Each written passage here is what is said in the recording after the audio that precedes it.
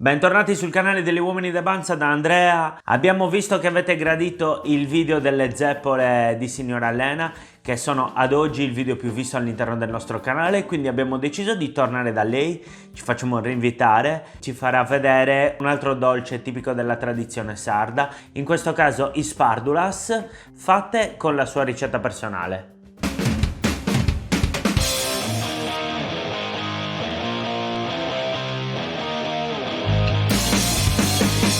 Ora vediamo gli ingredienti per la nostra ricetta. I spardulas sono un dolce tipico della festa qui in Sardegna, quindi quando si fanno non se ne fanno 2 o 3, se ne fanno un bel po'. In questo caso la nostra ricetta sarà da 40 pardule, ok? Questo dolce è composto da 2 parti. La parte più esterna, il cestinetto, che è formato dalla solita pasta che si fa in Sardegna per tutto, la stessa pasta dei culurgionis, la stessa pasta dei malloreddus, di cui vi lascio qui da qualche parte il link dell'uno e dell'altro. Non staremo a farvela vedere di nuovo per una questione di tempo, perché comunque va preparata e va fatta riposare in frigorifero alcune ore, quindi noi partiremo direttamente con la pasta già fatta, già riposata. In ogni caso gli ingredienti sono 400 g di semola rimacinata di grano duro, 200 g d'acqua, 60 g di strutto, un pizzico di sale e in questo caso Signora Lena mette anche 50 g di zucchero, che nella ricetta tradizionale non ci andrebbero, però a noi piace, quindi vedete voi se metterlo. Per quanto riguarda invece il ripieno delle nostre pardule, avremo bisogno di 1 chilo di ricotta. Dovreste farla scolare in uno scolapasta dal giorno prima o almeno alcune ore prima.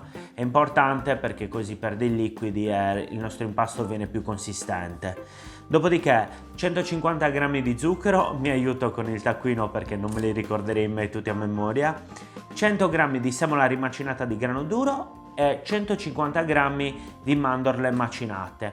Nella ricetta tradizionale non ci andrebbero le mandorle, andrebbero soltanto 300 g di semola. È una nostra modifica, vedete voi se vi piace e lasciateci scritto nei commenti se la fate come noi che cosa ne pensate. 2 tuorli d'uovo, 3 bustine di zafferano, 2 bustine di vanillina, poi 2 arance di cui utilizzeremo sia la scorza che il succo, quindi grattatele prima e poi spremete il succo. Invece del limone, che ce ne servirà uno per la nostra ricetta, utilizzeremo solo la scorza, quindi quello solo grattato. Per concludere, un bicchiere d'acqua a fior d'arancio che non manca mai nei dolci sardi. Adesso non ci rimane che prepararle, andiamo a casa di Signora Elena. Eccoci finalmente a casa di Signora Elena. Nella ciotola abbiamo la nostra ricotta che abbiamo lasciato scolare per alcune ore in uno scolapasta. La prima operazione che dovremo fare è aggiungerci lo zucchero semolato, come da ricetta 150 g, e procediamo a mescolare tutto per bene. A questo punto uniamo al nostro composto i tuorli d'uovo. Mi raccomando, prendetevi tutto il tempo che vi serve per mescolare e per amalgamare bene gli ingredienti. Questa non sarà una ricetta complessa a livello di manualità, però è molto importante che tutti gli ingredienti vengano amalgamati per bene. Adesso è il turno delle scorze, delle 2 arance e del limone, che abbiamo precedentemente grattugiato. E come abbiamo detto prima, prendetevi tutto il tempo per mischiare tutto il composto e renderlo omogeneo.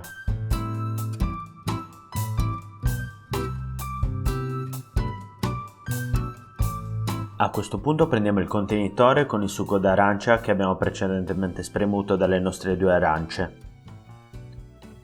Ce ne servirà per il momento solo la metà che incorporeremo all'impasto. Nel restante succo d'arancia scioglieremo le 3 bustine di zafferano che poi incorporeremo anch'esse al nostro impasto.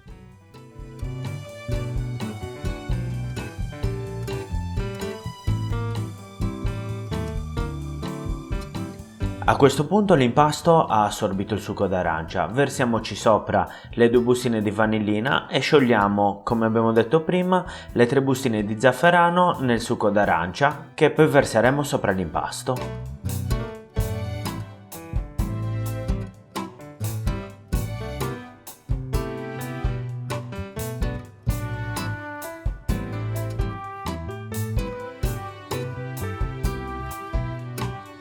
Ecco, vedete, il nostro impasto sta raggiungendo quel bel colore giallastro tipico dello zafferano. A questo punto uniamo al composto l'acqua fior d'arancio, il bicchierino di acqua fior d'arancio, che è un ingrediente fondamentale della pasticceria sarda, c'è praticamente in tutti i dolci, dà un aroma agrumato molto molto buono. A questo punto uniamo al nostro impasto il lievito per dolci, che tra l'altro mi sono dimenticato di dire durante gli ingredienti, l'ho elencato ma non l'ho detto, quindi mi raccomando. Questo farà in modo che le nostre pardule si gonfino in cottura, vengano belle lievitate. Non tutti lo mettono, noi sì. Adesso procediamo a inserire la parte solida all'interno del nostro impasto. Noi partiamo dai 150 g di mandorle macinate, in seguito i 100 g di semola. Ripeto, in alcune ricette non ci sono le mandorle macinate, mettono semplicemente la semola. Noi troviamo che gli diano un gusto in più, il sapore delle mandorle ci piace, quindi vada per le mandorle. Comunque è a gusti, potete fare delle prove, magari fateci sapere nei commenti se le avete fatte con, se le avete fatte senza, cosa preferite, scrivetelo giù nei commenti. È importante amalgamare le mandorle lentamente e poi la semola comunque lentamente, versiamola piano piano, giriamo, poi ne versiamo un altro po', continuiamo a girare, poi ne versiamo un altro po' e continuiamo a girare. Se vediamo che il nostro impasto si sta asciugando troppo, fermiamoci. Comunque tenete conto che la ricotta era umida e l'abbiamo scolata, quindi non sarà verosimilmente umida allo stesso livello a tutti voi, probabilmente non vi verrà come la nostra, quindi mi raccomando non asciugate troppo l'impasto.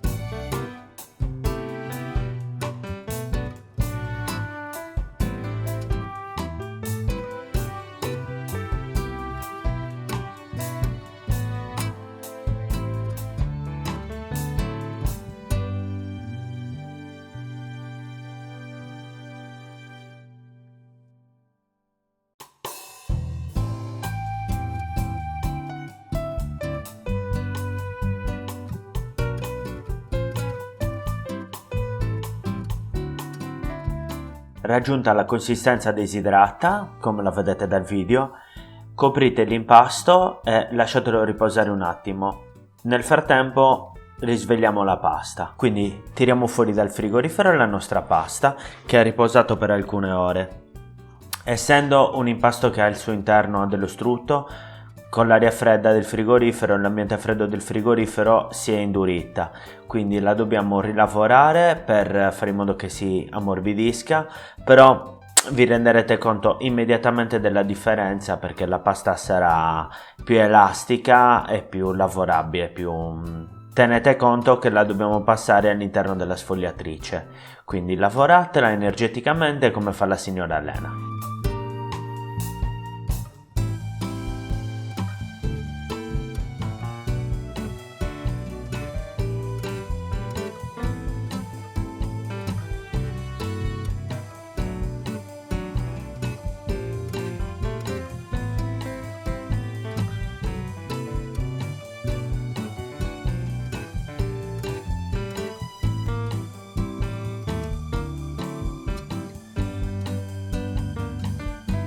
Ok, una volta ravvivato l'impasto, avviciniamoci il ripieno e la sfogliatrice perché ora andremo a comporre finalmente le nostre pardule.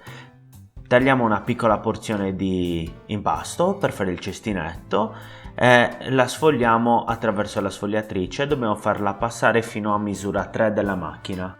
Aiutiamoci con un po' di farina.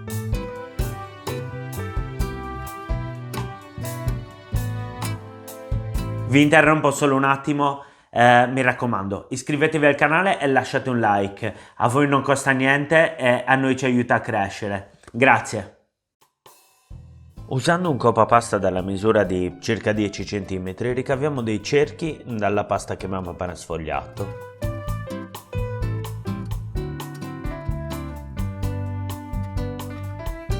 Ora posizioniamo sopra i cerchi delle palline di ripieno.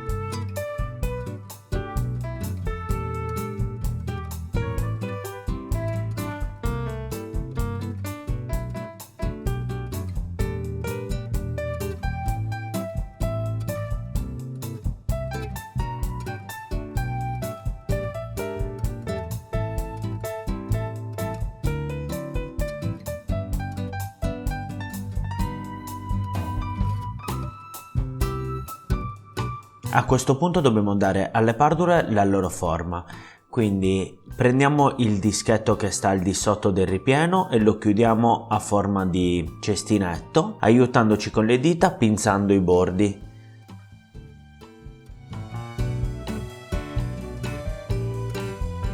Mi raccomando, premette bene con le dita per creare le punte in modo che non si aprano in cottura. Disponete i spardulas nella teglia che poi andrà nel forno con uno strato di carta da forno sotto. Non mettetele troppo vicine perché andranno leggermente a lievitare in forno, anche se non tantissimo, e se sono troppo attaccate si andranno a toccare l'una con l'altra. Andate avanti a fare le pardule fino a terminare tutto l'impasto e il ripieno. A noi sono uscite circa 2 teglie, più o meno 40 pardule.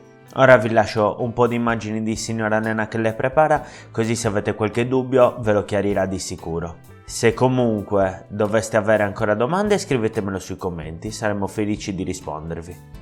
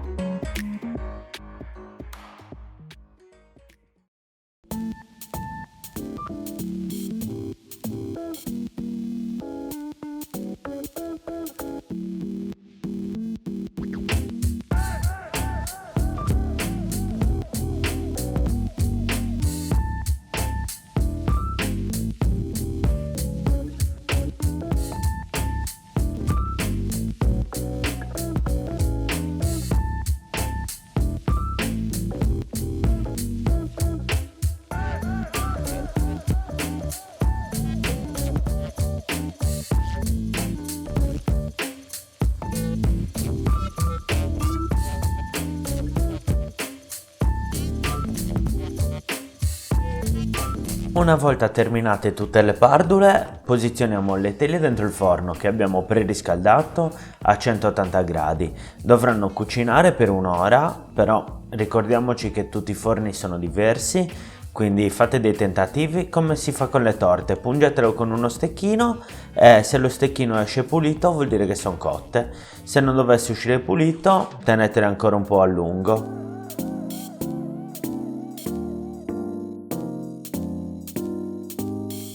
Trascorsa un'ora, le nostre pardule sono finalmente pronte. Ora non ci resta che guarnirle con un po' di zucchero a velo e chiamare tutti gli amici per gustarle, magari con un bel bicchiere di moscato.